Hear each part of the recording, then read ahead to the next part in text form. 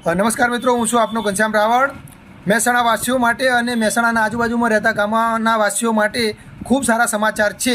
મહેસાણા વાસીઓ હવે મહાનગરપાલિકા બન્યા પછી આપની સુવિધામાં વધારો થવાનો છે। એમાં રાધનપુર ચોકડી ઉપર ફ્લાયઓવર બ્રિજની મંજૂરી મળી ગયેલ છે, એટલે ટ્રાફિકની સમસ્યા હળવી થશે અને આપ શાંતિથી વાહનની અવરજવર કરી શકશો, એટલે ટ્રાફિકની સમસ્યામાંથી રાહત મળશે। બીજા એક સમાચારની વાત કરીએ તો રામોસણા જે ગંદુ નાળું છે એ ગંદા નાળાનો નિકાલ થશે અને ત્યાં ગૌરવ પથ બનશે એવું દિવ્ય ભાસ્કર દ્વારા જણાવવામાં આવેલ છે। એટલે બહોળી પ્રસિદ્ધિ ધરાવતું અખબાર હોય આપણે મંજૂરી મળી ગયેલ જ છે એવું માની અને આનંદના આ સમાચારને વધાવી લેવાના છે।